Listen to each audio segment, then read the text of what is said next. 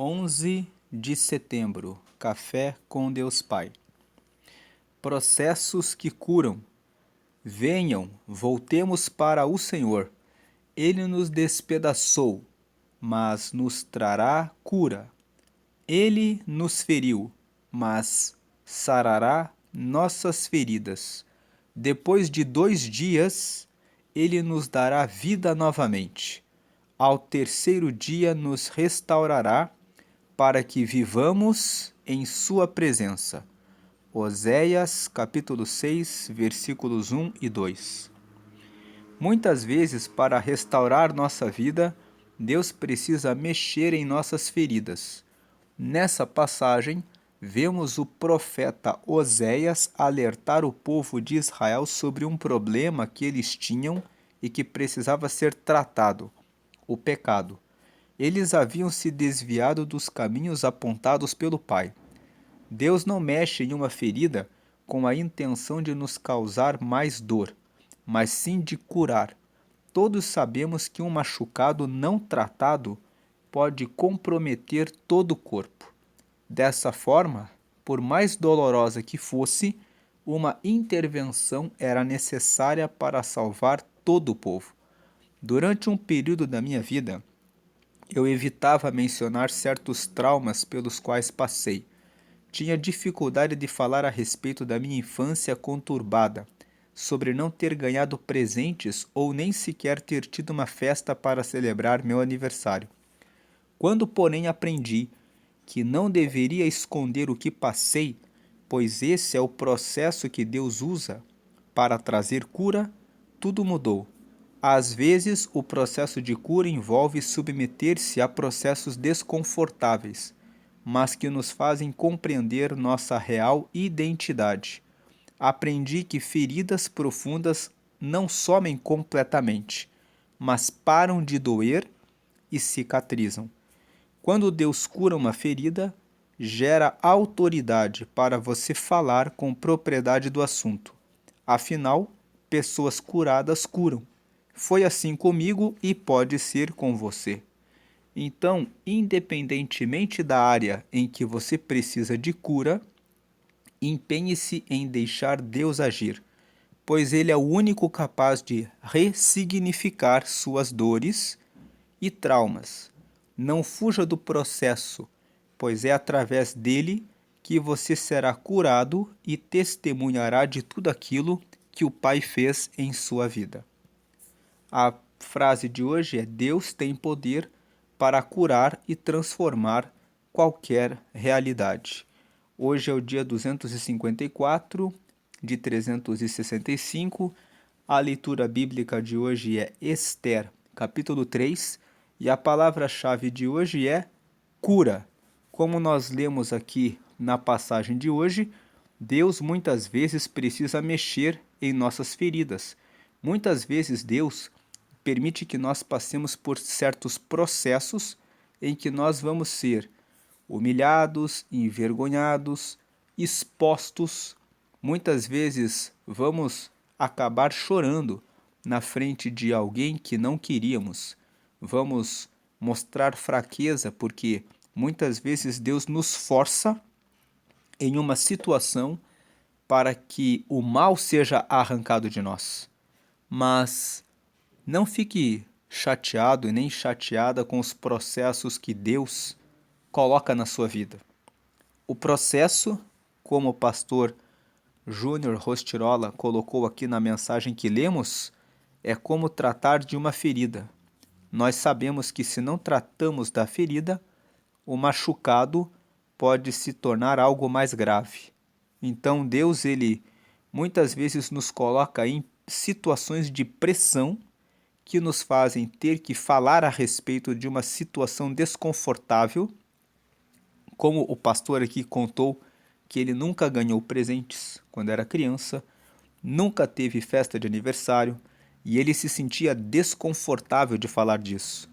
Mas ele entendeu que falando e se expondo, mostrando a sua vulnerabilidade, a sua fragilidade, ele conseguiu ressignificar isso. Ele conseguiu entender que isso já foi, já passou.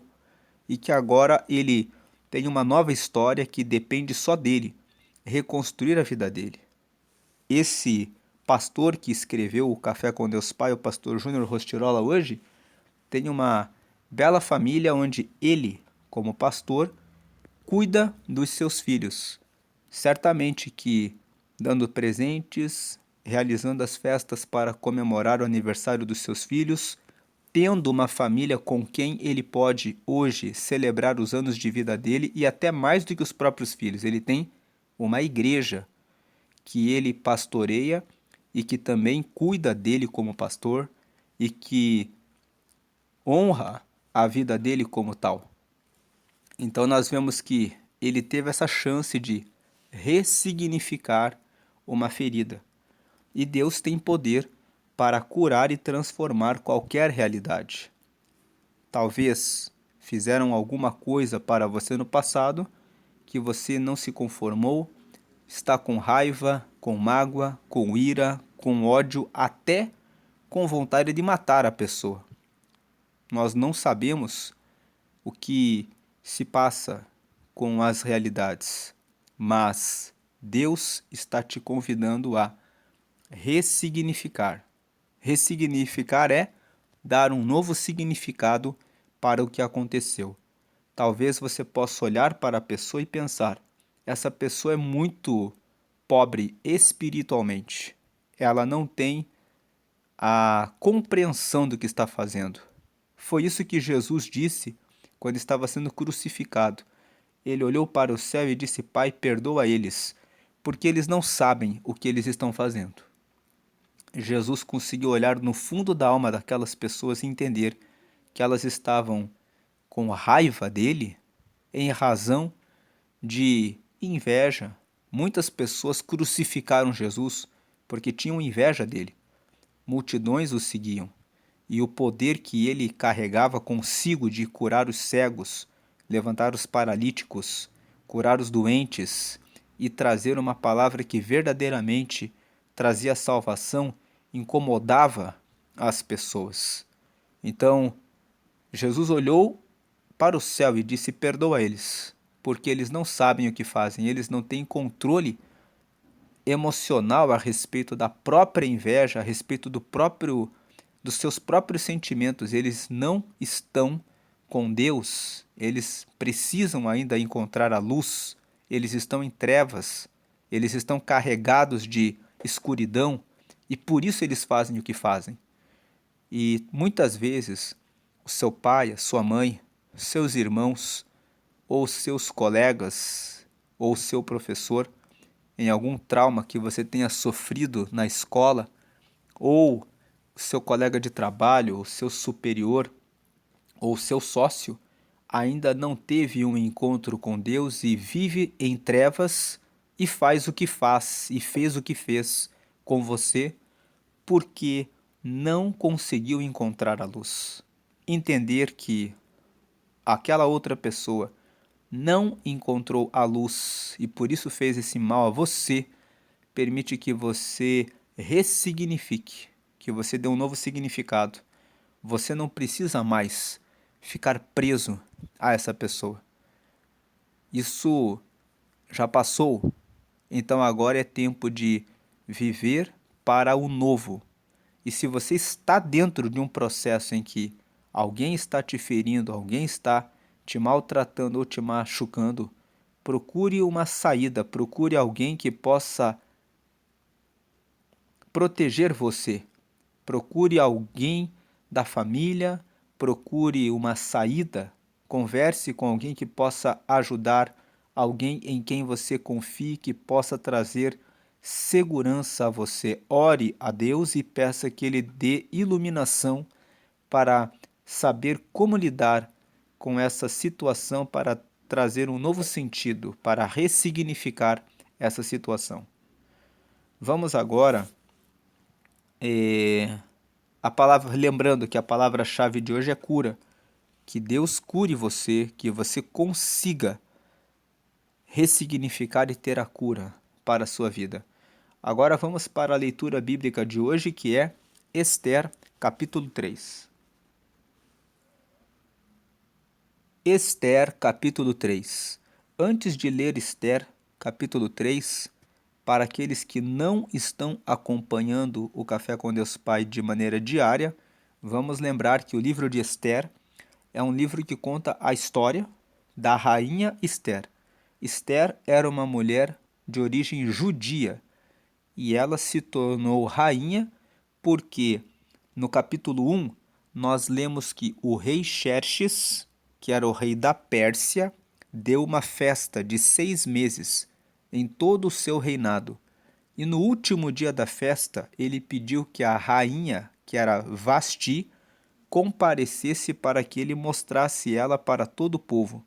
E ela se negou a comparecer e deixou o rei Xerxes em uma situação de vexame. Por causa disso, o rei Xerxes pediu o conselho de seus conselheiros. E o conselho que veio a ele é que, se ele continuasse com Vasti, todas as mulheres iriam desrespeitar os seus maridos, e que isso seria algo vergonhoso para ele como rei, que era autoridade, e as pessoas deixariam de honrá-lo como rei. Então ele pediu um conselho, e o conselho que ele recebeu é que Vasti fosse destituída do posto de rainha e que o rei Xerxes procurasse, fizesse um concurso para escolher uma nova esposa. O capítulo 2 de Ester fala que ele convocou esse concurso, várias moças participaram do concurso e a rainha Ester foi escolhida como a vencedora do concurso para ser a esposa do rei Xerxes. E agora nós vamos ler o capítulo 3. Depois disso, que a rainha Ester foi escolhida no concurso, o rei Xerxes colocou um homem chamado Amã no cargo de primeiro-ministro. Amã era filho de Amedata e descendente de Agag. Versículo 2. O rei ordenou que todos os funcionários do palácio se curvassem e se ajoelhassem diante de Amã, em sinal de respeito. E todos os funcionários começaram a fazer isso, menos Mordecai. Ele não se curvava, nem se ajoelhava. No capítulo 2, nós lemos que Mordecai era o tio, ele era o primo de Ester. E foi ele que preparou Ester e disse para que ela fosse até o concurso e participasse do concurso.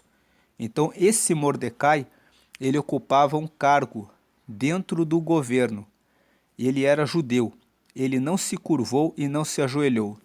Por que que ele não se curvou e não se ajoelhou diante de Amã? Porque o versículo 1 está dizendo que Amã era filho de Amedata e descendente de Agag. Quando você lê o livro de 1 Samuel, Agag, ele era amalequita. E os amalequitas, no passado, tinham impedido o povo de Israel de passar por dentro dos seus territórios quando estavam indo para a Terra Prometida. Então aqui o Mordecai, ele não se curvava e ele não se ajoelhava diante do Amã porque ele era judeu e ele conhecia a história do seu povo. Então era como se ele dissesse o seguinte: eu não vou me curvar diante de Amã porque Amã é descendente dos amalequitas. Eles são um povo que derrubou e destruiu o meu povo no passado. Agora no versículo 3. Aí os outros funcionários perguntaram a Mordecai por que ele não obedecia à ordem do rei. 4. Todos os dias eles insistiam com ele para que obedecesse, mas não adiantava. Ele explicava que não obedecia porque era judeu. Então eles foram contar isso a Amã, para ver se Mordecai continuaria a desobedecer à ordem do rei. 5. Amã ficou furioso quando viu que Mordecai não se ajoelhava em honra dele. 6. E quando lhe disseram que Mordecai era judeu, Amã achou que não bastava matar somente Mordecai. Ele fez planos para matar também todos os judeus que havia no reino de Xerxes. 7. No ano 12 do reinado de Xerxes, no primeiro mês, o mês de Nissan, Amã ordenou que tirassem a sorte. Chamava-se isso de Purim, para decidir o dia e o mês em que os judeus seriam mortos. Foi sorteado o dia 13 do 12º mês, o mês de Adar. 8. Amã foi e disse ao rei: por todas as províncias do reino está espalhado um povo que segue leis diferentes das leis dos outros povos. O pior, ó rei, é que eles não obedecem às suas ordens, e por isso não convém que o Senhor tolere que eles continuem agindo assim. Veja o que Amã fez. Ele foi até o rei Xerxes e disse isso, que por todas as províncias do reino, no capítulo 1, nós lemos que o reinado de Xerxes tinha 127 províncias. E o Amã disse para ele: por todas as províncias do reino está espalhado um povo que segue leis diferentes das leis dos outros povos. O pior, ó rei, é que eles não obedecem às suas ordens, e por isso não convém que o Senhor tolere que eles continuem agindo assim. 9. Se o Senhor quiser, assine um decreto ordenando que eles sejam mortos, e eu prometo depositar nos cofres reais 342 mil quilos de prata para pagar as despesas do governo. Vejam só o que Amã fez. Ele decidiu pagar o valor que custaria para chamar exércitos para matarem todos os judeus. De tanta raiva que ele ficou de Mordecai, só porque Mordecai não se curvava diante dele. O Amã nem sabia da história do seu povo. Nós vemos que ele simplesmente ficou com raiva do povo judeu por causa de um homem, por causa de Mordecai. Esse texto que nós estamos lendo aqui de Ester 3 tem toda a relação com o que nós lemos no Café com Deus Pai de hoje. Processos que curam. Às vezes alguém faz alguma coisa e a pessoa nem sabe o motivo. E a pessoa já quer lançar a sua raiva e matar toda a família, todo o povo que não tinha nada a ver com o que Mordecai fazia. Era Mordecai que não se ajoelhava diante dele, mas ele decidiu que queria matar todos os judeus. Todos os que estavam inocentes nisso. Versículo 10. O rei tirou seu anel sinete. Anel sinete era o anel que o rei assinava os decretos e que servia para carimbar as suas ordens, e o deu a Amã, filho de Amedata e descendente de Agag, o inimigo dos judeus. Versículo 11. E o rei lhe disse: fique com o seu dinheiro e essa gente eu entrego nas suas mãos. Faça com eles o que quiser. Veja como é perigoso deixar poderes na mão de uma pessoa que não tem equilíbrio emocional. O rei deixou que Amã fizesse o que quisesse com o povo inteiro, só porque ele disse que o povo tinha leis diferentes. Ele não investigou a situação dos judeus. Ele confiou cegamente em Amã, e Amã tramou o mal contra uma nação inteira, só por causa do seu ego. Versículo 12. No dia 13 do primeiro mês, Amã mandou chamar os secretários do palácio e ditou a ordem. Ele ordenou que fosse traduzida para todas as línguas faladas no reino e que cada tradução seguisse a escrita usada em cada província. A ordem devia ser enviada a todos os representantes do rei, aos governadores das províncias e aos chefes dos vários povos. Ela foi escrita em nome do rei, carimbada com o seu anel sinete, versículo 13, e levada por mensageiros a todas as províncias do reino. A ordem era matar todos os judeus num dia só, o dia 13 do 12º mês, o mês de Adar, que todos os judeus fossem mortos sem dó nem piedade, os moços e os velhos, as mulheres e as crianças, E a ordem mandava também que todos os bens dos judeus ficassem para o governo. 14. Em cada província deveria ser feita uma leitura em público dessa ordem, a fim de que, quando chegasse o dia marcado, todos estivessem prontos. 15. O rei deu a ordem, e os mensageiros foram depressa a todas as províncias, e em Suzã, que era a capital, a ordem foi lida em público. O rei e Amã se assentaram para beber, enquanto a confusão se espalhava pela cidade. Esse é o texto de Ester, capítulo 3, e nesse texto nós vemos o que a falta de inteligência emocional, a falta de capacidade de resolver os conflitos em uma pessoa pode gerar. Amã poderia ter procurado Mordecai e ter dito para ele: por que você não se curva se eu sou o primeiro-ministro? Ele poderia ter procurado o rei e ter falado a verdade.